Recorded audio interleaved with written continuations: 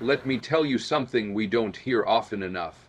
The mind is powerful, yes, but it was never meant to be in charge. It was designed to calculate, to analyze, to remember, to warn. A beautiful tool. But the moment we hand it the keys to our life, it starts driving us in circles. That's when overthinking steps in, wearing the disguise of intelligence, convincing us that if we just think a little more, worry a little longer, replay it one more time, we'll finally feel safe. But safety was never found in noise. See, the mind is loud by nature. It speaks in questions, in doubts, in what-ifs that never end. And if you don't know who you are beyond your thoughts, you'll start believing every word it says. One bad thought turns into a bad day. One imagined outcome becomes a future you're already afraid of. That's not wisdom. That's surrender. You didn't lose control because life got hard. You lost control because you started listening to a voice that was never meant to lead. Your intuition doesn't shout, purpose doesn't argue, truth doesn't panic. Those things speak softly, and they only show up when the mind steps aside. That's why clarity so often comes in moments of stillness, on a quiet walk, in a deep breath, in that space when you finally stop trying to solve everything at once. The mind wants certainty, life asks for trust, and here's the shift. Real control doesn't mean silencing the mind. It means putting it back in its proper place. You let it advise, but you don't let it decide. You observe the thought, you don't obey it. Because the moment you remember that you are the thinker, not the thought, something changes. The grip loosens. The pressure lifts, the noise fades. The mind is a servant powerful when guided, destructive when crowned king. We've been taught to fear silence. The moment things go quiet, we reach for noise, our phones, our thoughts, our worries, anything to fill the space. Because silence feels like standing in a room where the answers haven't arrived yet. But what if that quiet isn't empty at all? What if it's full of instruction we've been too busy to hear? See, silence isn't the absence of movement. It's the pause between notes. And without that pause, there is no music, only chaos. Life works the same way. Those moments when nothing seems to be happening, when progress feels slow, when clarity hasn't shown up yet, we label them as confusion or delay.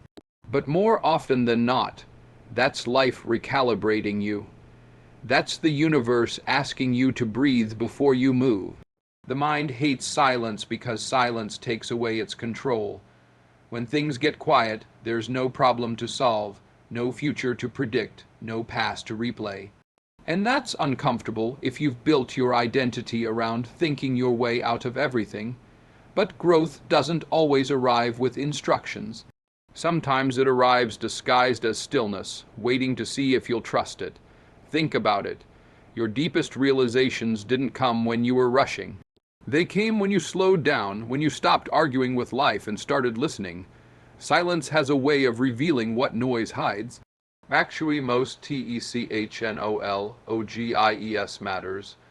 What you've been an avers avoyong, and what you already know but haven't had the outda, ridge teddaccept. Stillness doesn't mean you're stuck. It means you're being prepared. Just like the soil goes quiet before something breaks through the surface, your life has seasons where nothing seems to move on the outside, but everything is shifting within. If you interrupt that process with panic, you miss the lesson. If you sit with it, clarity finds you. So the next time life goes quiet, don't rush to fill the space. Don't assume something is wrong. Stand still long enough to hear what's being asked of you, because silence isn't waiting for you to escape it. It's waiting for you to understand it. Let's be honest for a moment. Most of what we call overthinking isn't about being careful or intelligent. It's about fear, fear of getting it wrong, fear of wasting time. Fear that if we don't stay alert, stay tense, stay ahead of every possibility, life might slip past us and leave us exposed. So we rehearse conversations that haven't happened, we chase outcomes that don't exist yet, and we try to outthink tomorrow before today is even finished. That's not preparation, that's distrust. Overthinking is what happens when we don't trust the timing of our own lives. When we believe that everything must make sense immediately, or it must be wrong. But life doesn't reveal itself all at once. It unfolds in layers, and each layer requires a different version of you. The mind wants guarantees, but growth has never offered contracts. It offers invitations, step by step, moment by moment. Think about how much energy we spend resisting uncertainty, when uncertainty is the very space where purpose forms. You didn't learn strength on the days everything was clear. You learned it when you had to move without seeing the whole road.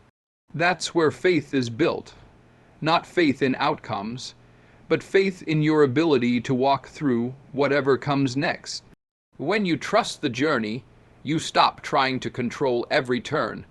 You still move with intention, but you release the illusion that you must know how it all ends. Overthinking fades when trust steps in. Not because questions disappear, but because they no longer dominate you. You understand that delay isn't denial and confusion isn't failure. It's often direction wearing a different face. There's a quiet confidence that comes from surrendering to the process. You stop forcing answers and start receiving them. You stop chasing certainty and start honoring progress. And suddenly, the path feels lighter, not because it's easier, but because you're no longer carrying tomorrow on your back. Life doesn't ask you to have it all figured out. It asks you to show up, stay present, and keep walking with courage. Trust doesn't remove the unknown. It teaches you how to move through it without fear. And when you finally stop wrestling with the journey, you realize it was never working against you. It was shaping you all along. One of the greatest misunderstandings we carry is believing that every thought we have deserves our loyalty. A thought shows up, and we treat it like a verdict, like it's permanent, like it's truth. But thoughts are visitors, not residents. They come and go, shaped by mood, memory, fatigue, fear. And yet we let them define who we are and what we believe is possible. See, the problem isn't that negative thoughts appear. That's human. The problem is when we confuse the passing weather with the sky itself. A dark cloud doesn't mean the sun is gone. It just means something is moving through. But when you identify with every thought, every worry becomes your identity, every doubt becomes your destiny. That's when the storm feels endless. Real strength shows up when you learn to step back and observe. Not judge, not fight, just notice. You notice the thought rising, you feel its weight, and instead of reacting, you pause. And in that pause, something powerful happens. You realize there is a part of you that is watching the thought, not drowning in it. That part of you is calm, grounded, unshaken. That's who you are beneath the noise. When you stop arguing with your thoughts, they lose their grip. The mind feeds on resistance. The more you wrestle a thought, the more it demands your attention. But when you allow it to pass without attachment, it fades on its own. Just like the weather always does. No storm has ever stayed forever. This is where freedom begins, not in controlling what you think, but in choosing what you give meaning to. You don't need to silence the mind to find peace. You need to stop letting it narrate your worth. Because the truth is, you are still whole even when your thoughts are heavy. You are still capable even when doubt speaks loud. And you are still moving forward even on days when the mind tries to convince you otherwise. You are not the storm passing through. You are the sky that remains. Most of the battles we fight don't exist in the room we're standing in. They live in yesterday or tomorrow. Regret replays what's already gone. Anxiety rehearses what may never come. And the present moment gets ignored like it's just a hallway we're passing through. But the truth is, this moment is the only place where life is actually happening. And when you learn to stay here, the noise in the mind starts to lose its power. The mind is restless because it's always traveling. It wants to fix the past or control the future. But presence brings it home. When you fully arrive where your feet are planted, overthinking has nothing to hold on to. There's no story to spin, no disaster to predict, just this breath, this heartbeat, this opportunity to be alive right now. Presence doesn't mean your problems disappear, it means they stop multiplying. A single challenge is manageable. 1,000 imagined outcomes will break you. When you focus on what's directly in front of you, clarity returns. Not because you forced it, but because you stopped feeding the chaos. The mind quiets naturally when it no longer has to carry timelines it was never meant to manage. Some of the most powerful moments in life happen when you're fully there, listening without rehearsing a response, working without worrying about the result, loving without measuring how it might end. In those moments, you're not divided. Your energy isn't scattered. And that alignment brings a peace that thinking can't manufacture. Being present is an act of trust. It says, right now is enough. Enough information, enough strength, enough grace to handle what this moment requires. You don't need the whole map, just the next step. And when you take that step with full attention, the next one reveals itself.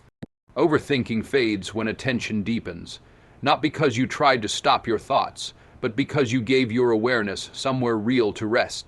The present moment is always steady, always available, and when you learn to meet it fully, you discover that peace was never missing, it was waiting for you to show up.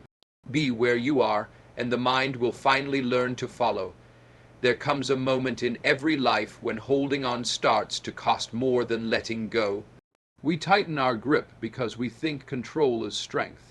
We think if we manage every detail, anticipate every problem, guard every outcome, we'll finally feel at peace. But the truth is, the tighter you hold, the heavier everything becomes. Control, when driven by fear, doesn't protect you. It exhausts you. Letting go doesn't mean you stop caring. It means you stop trying to play every role at once. You stop acting like you're responsible for outcomes that were never yours to command. Life is bigger than your plans, wiser than your timelines, and far more creative than your expectations. When you fight that, you suffer. When you align with it, you move with grace. Real control is internal.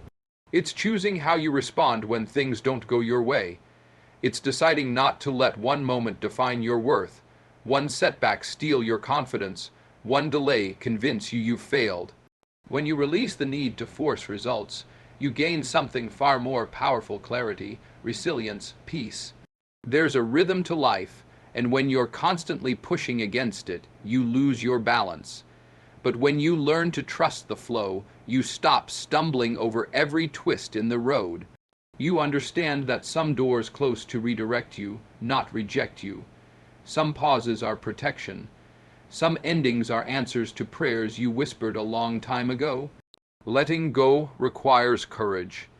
It means standing in uncertainty without panicking. It means believing that even when you don't see the next step, it's still there. You don't abandon effort, you release obsession. You don't stop moving, you stop forcing, and in that space something remarkable happens. Life meets you halfway.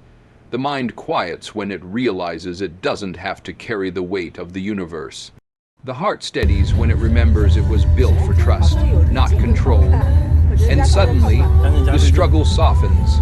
Not because life became easier, but because you became aligned with it. You don't find peace by gripping harder. You find it by opening your hand.